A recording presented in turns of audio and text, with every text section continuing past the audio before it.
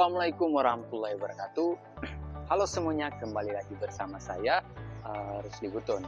Nah, jadi pembahasan kali ini kita akan membahas materi yang sangat menarik dan relevan dengan perkembangan ekonomi syariah di Indonesia atau perkembangan ekonomi modern, yaitu praktik perbankan syariah di Indonesia. Jadi, perbankan syariah bukan hanya sekedar alternatif dari sistem perbankan konvensional, tetapi juga merupakan sistem ekonomi yang berlandaskan nilai-nilai keadilan, kebersamaan, dan kemaslahatan. Jadi, kali ini kita akan membahas secara mendalam mulai dari konsep dasar, sejarah, prinsip operasional, hingga contoh nyata penerapan di lapangan seperti Bank Syariah di Indonesia dan BPRS. Jadi mari kita mulai pembahasannya. Jadi perbankan syariah lahir dari keinginan umat untuk membangun sistem keuangan yang tidak hanya berorientasi pada keuntungan, tetapi juga memperhatikan nilai-nilai dan nilai-nilai moral dan spiritual. Prinsip utama dari sistem ini adalah bahwa segala bentuk transaksi harus terbebas dari unsur riba atau disebut dengan bunga, gharar yang artinya tidak kejelasan, dan masyir yang artinya judi atau spekulasi berlebihan. Nah, dalam perbankan syariah, uang tidak boleh menjadi komoditas yang diperjualbelikan. Uang hanyalah alat tukar. Keuntungan diperoleh bukan karena waktu, melainkan karena adanya aktivitas usaha real yang menghasilkan nilai tambah. Jadi, hubungan antara bank dan nasabah dalam sistem syariah adalah kemitraan, bukan hubungan kreditur dan debitur seperti dalam sistem konvensional. Jadi ada juga sejarah perbankan syariah di Indonesia. Nah, sejarah perjalanan panjang perbankan syariah di Indonesia itu dimulai pada awal tahun 1990-an. Saat itu muncul kesadaran di kalangan umat Islam untuk memiliki lembaga keuangan yang sesuai dengan prinsip-prinsip syariah. Jadi, gagasan ini kemudian diwujudkan dengan berdirinya Bank Muamalat Indonesia atau BMI pada tahun 1991. Jadi BMI ini menjadi bank pertama yang menjalankan operasional berdasarkan prinsip Islam. Kehadirannya menandai awal babak baru dalam sistem keuangan nasional. Setelah itu, pada tahun 1998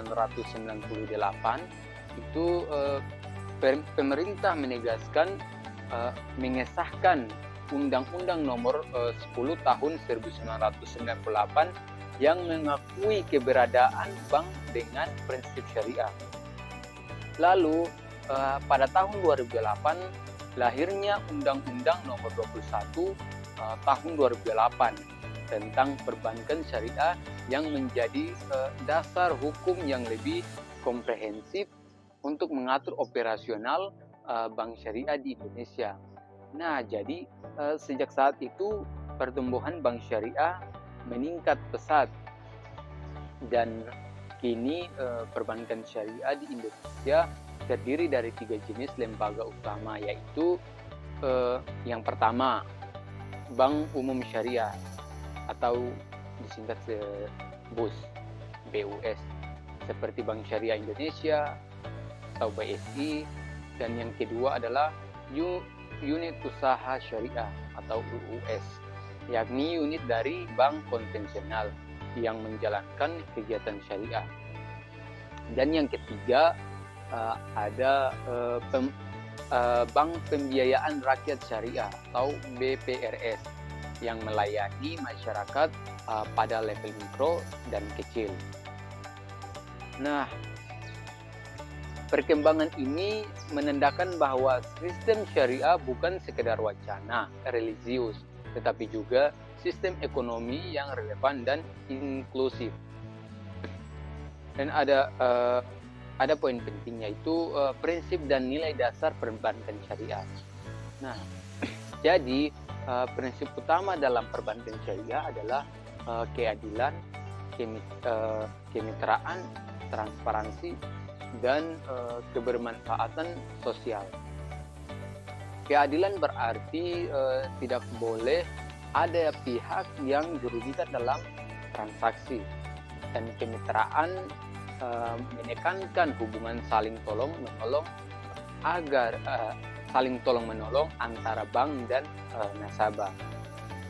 Dan transparansi ini memastikan bahwa akad atau perjanjian dijelaskan secara terbuka dan spekulasi bersama. Dan kebermanfaatan sosial menegaskan bahwa setiap transaksi hendaknya memberikan nilai tambah bagi masyarakat luas. Jadi dalam praktiknya bank syariah menjalankan 3 fungsi utama, yaitu yang pertama penghimpunan dana atau funding dari masyarakat. Yang kedua adalah penyaluran dana atau financing kepada masyarakat, dan ketiga ada jasa keuangan atau service seperti transfer, penjaminan dan lainnya. Dan semua kegiatan itu dilakukan berdasarkan akad yang jelas dan sesuai prinsip syariah. Dan ada juga akad dalam perbankan syariah. Nah, akad merupakan inti dari kegiatan perbankan syariah, yaitu ada beberapa akad utama yang digunakan. Yang pertama yaitu wadiah, akad titipan nasabah. Pemerintah mengesahkan Undang-Undang Nomor 10 Tahun 1998 yang mengakui keberadaan bank dengan prinsip syariah. Lalu pada tahun 2008 lahirnya Undang-Undang Nomor 21 Tahun 2008 tentang perbankan syariah yang menjadi dasar hukum yang lebih komprehensif untuk mengatur operasional bank syariah di Indonesia. Nah, sejak saat itu pertumbuhan bank syariah meningkat pesat. Kini perbankan syariah di Indonesia terdiri dari 3 jenis lembaga utama, yaitu yang pertama Bank Umum Syariah seperti Bank Syariah Indonesia atau BSI. Yang kedua adalah unit usaha syariah, yakni unit dari bank konvensional yang menjalankan kegiatan syariah. Yang ketiga adalah Bank Pembiayaan Rakyat Syariah yang melayani masyarakat pada level mikro dan kecil.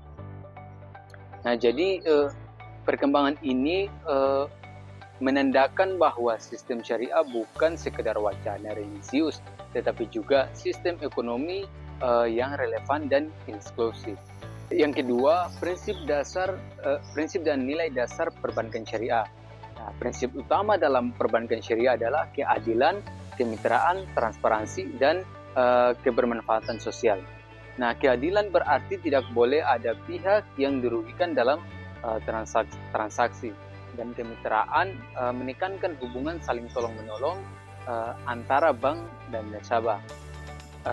Jadi transparansi memastikan bahwa akad atau perjanjian dijelaskan secara terbuka, disepakati bersama.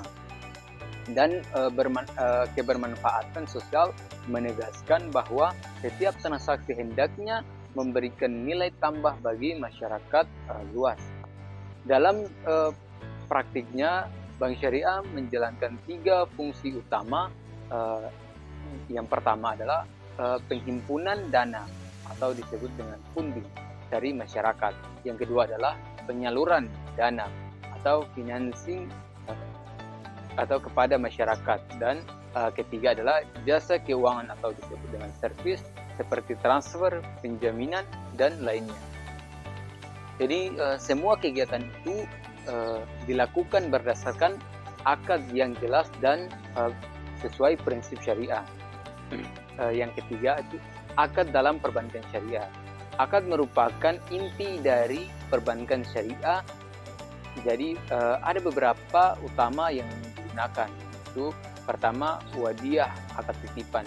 Jadi nasabah menitipkan dana ke bank dan bank menjaga dana tersebut tanpa kewajiban memberikan imbalan. Dan yang kedua adalah mudharabah, yaitu kerjasama antara pemilik modal dan pengelola. Jadi keuntungan dibagi sesuai nisbah yang disepakati, sedangkan kerugian ditanggung oleh pemilik modal seperti yang dijelaskan sebelumnya. Jadi dan musyarakah, itu kerjasama di mana kedua pihak menyertakan modal dan berbagai keuntungan serta risiko secara profesional. Dan yang keempat adalah mudharabah, yaitu akad jual beli dengan penambahan margin keuntungan yang disepakati. Dan ijarah atau sewa menyewa barang atau jasa dengan pembayaran tertentu. Dan yang keenam adalah qard atau pinjaman kebijakan tanpa bunga. Nah, dalam setiap akad ada dua prinsip penting: transparansi dan kesepakatan semua pihak harus tahu hak dan kewajibannya sejak awal agar tidak ada unsur ketidakadilan. Dan yang keempat ada contoh penerapan akad di dunia nyata.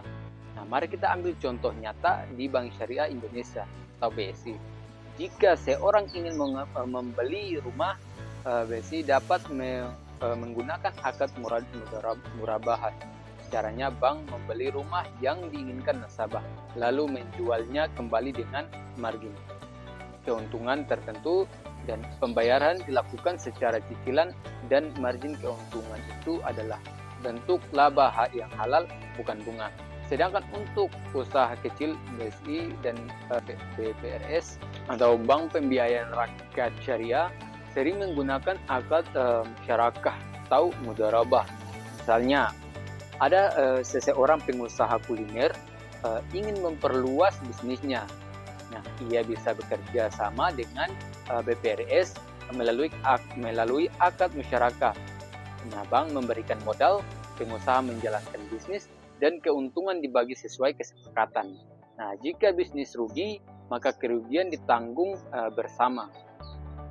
Dari contoh ini kita bisa melihat bahwa sistem perbankan syariah mendorong kolaborasi, bukan eksploitasi. Dan yang kelima adalah peran Dewan Pengawas Syariah atau DPS. Salah satu keuntungan sistem perbankan syariah adalah adanya pengawasan ganda. Selain diawasi oleh otoritas jasa keuangan atau OJK dan Bank Indonesia, setiap bank syariah juga memiliki Dewan Pengawas Syariah atau DPS.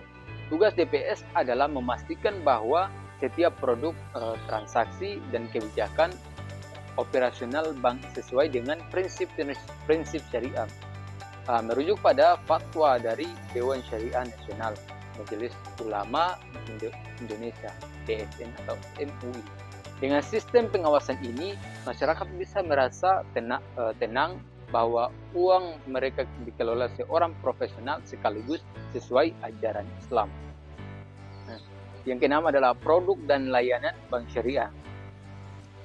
Kini produk perbankan syariah semakin beragam dan modern, mulai dari tabungan wadiah, deposito, mudharabah, KPR syariah, pembiayaan kendaraan, pembiayaan pendidikan, hingga investasi berbasis sukuk. Semua produk tersebut dikembangkan agar bisa bersaing dengan bank konvensional, tapi tetap menjaga nilai syariah. Selain itu, bank syariah juga hadir dalam bentuk digital, misalnya BSI Mobile, menawarkan layanan transfer, pembayaran tagihan, hingga donasi zakat dan wakaf secara online. Dengan kemajuan teknologi kini, masyarakat bisa menikmati layanan syariah yang praktis dan sesuai syariah. Nah, ini seperti penjelasan yang sebelumnya. Dan yang ketujuh adalah perkembangan dan kontribusi BPRS. Nah, tidak hanya bank besar seperti BSI, tapi juga BPRS, Bank Pembiayaan Rakyat Syariah, memiliki peran yang sangat penting beroperasi di tingkat lokal dan membantu pembiayaan usaha mikro dan kecil. Nah, contohnya seorang pedagang sayur di pasar tradisional bisa memperoleh modal usaha melalui BPRS dengan sistem mudharabah. Melalui peran BPRS, ekonomi umat di akar rumput dapat berkembang. Inilah salah satu wujudnya keuangan inklusif berbasis syariah. Dan yang kedelapan adalah tantangan perbankan syariah. Jadi, walaupun perkembangan yang pesat, perbankan syariah masih menghadapi beberapa tantangan. Jadi, tantangan yang pertama itu literasi masyarakat yang masih rendah. Banyak orang belum memahami perbedaan mendasar antara bunga dan margin syariah. Yang kedua adalah kurangnya SDM profesional yang memahami aspek syariah dan keuangan. Dan yang ketiga adalah persepsi eksklusivitas masih dan ada anggapan bahwa bank syariah hanya untuk umat Islam. Dan yang keempat adalah persaingan dengan bank konvensional yang lebih mapan dari sisi infrastruktur dan teknologi. Namun di sisi lain peluangnya luar biasa besar. Indonesia dengan penduduk muslim terbesar di dunia memiliki potensi pasar yang sangat luas. Selain itu, pemerintah juga mendukung penuh pengembangan ekonomi syariah melalui Komite Nasional atau Ekonomi dan Ekonomi Keuangan Syariah. Dan yang kesembilan adalah masa depan perbankan syariah di Indonesia.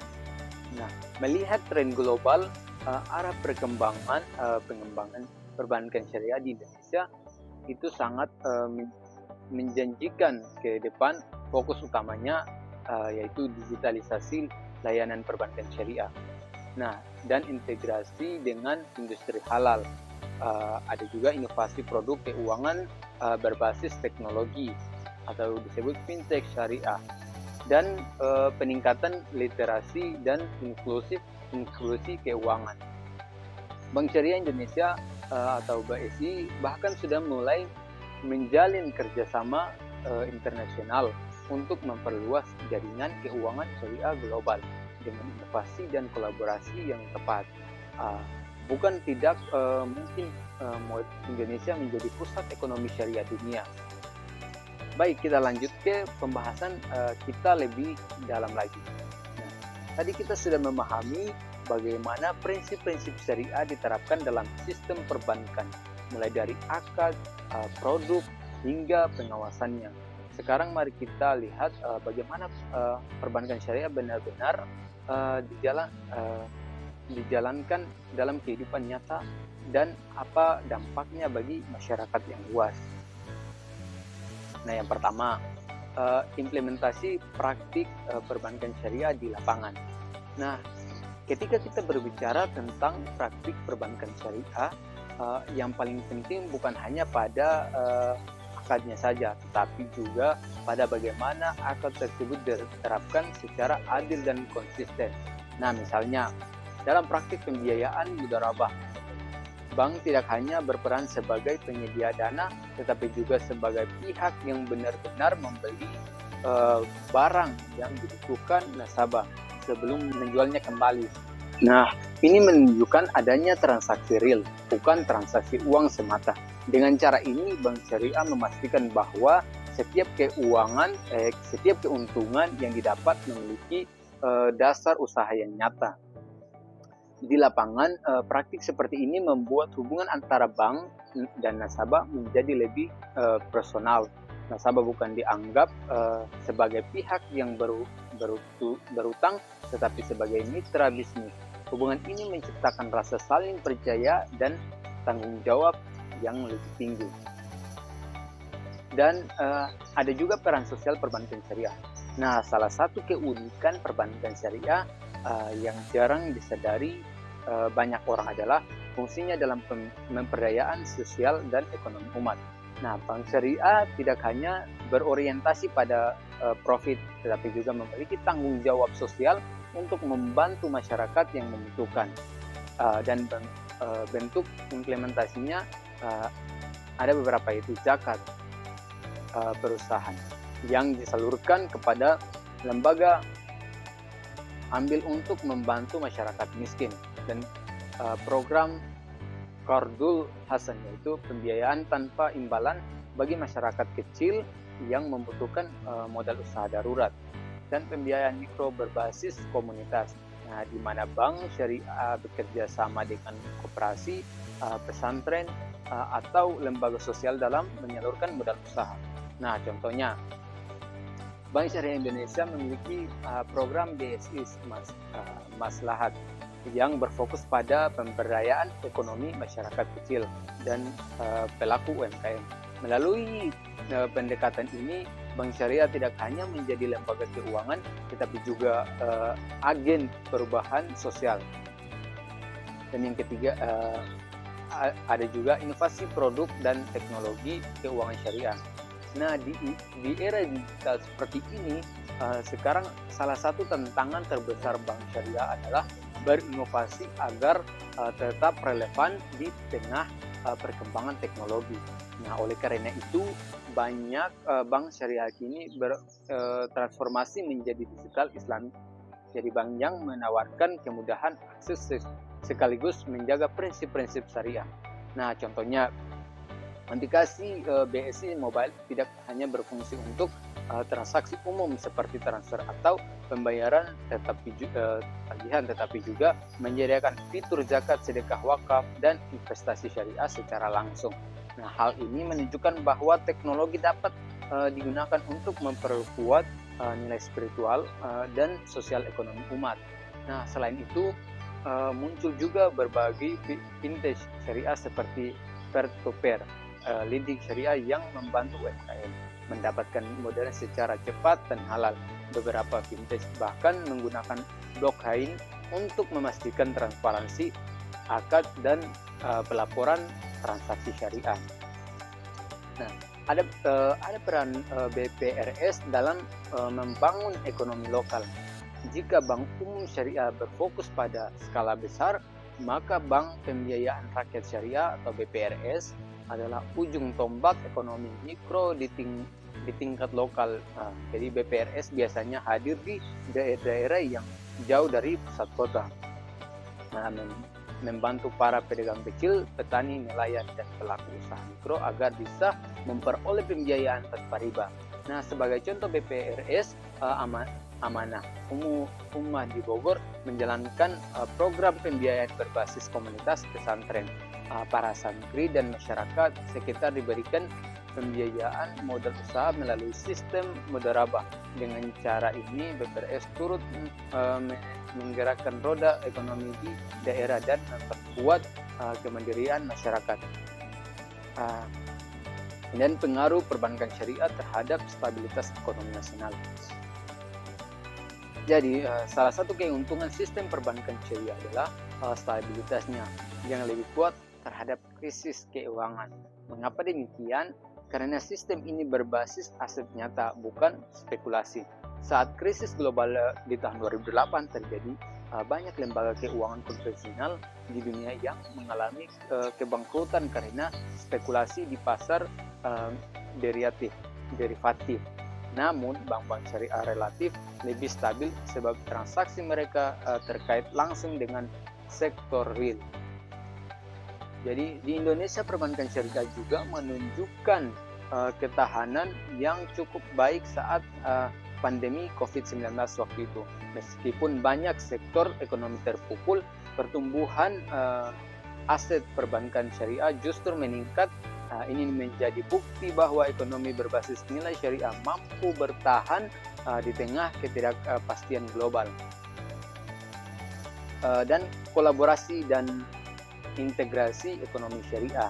Nah, salah satu arah perkembangan terbaru adalah integrasi antara perbankan syariah dengan industri halal dan lembaga keuangan lainnya. Misalnya, kerja sama antara bank syariah dan lembaga zakat Basnas. Nah, lembaga wakaf hingga koperasi pesantren. Nah, kolaborasi ini menciptakan ekosistem ekonomi syariah yang saling mendukung, mulai dari produksi, distribusi, hingga pembayaran. Sebagai contoh, BSI bekerja sama dengan berbagai pesantren di seluruh Indonesia untuk mengembangkan ekonomi pesantren terpadu. Nah, program ini tidak hanya memberikan pembiayaan, tetapi juga pelatihan kewirausahaan dan literasi keuangan. Dan langkah seperti ini sejalan dengan semangat maqasid syariah, menjaga harta, jiwa, dan kemaslahatan umat. Jadi teman-teman sekalian, dari seluruh pembahasan ini kita bisa memahami bahwa perbankan syariah adalah wujud nyata penerapan nilai-nilai Islam dalam sistem ekonomi modern. Sistem ini tidak hanya menghindari riba, tetapi juga menciptakan keadilan, keseimbangan, dan kesejahteraan bagi semua pihak.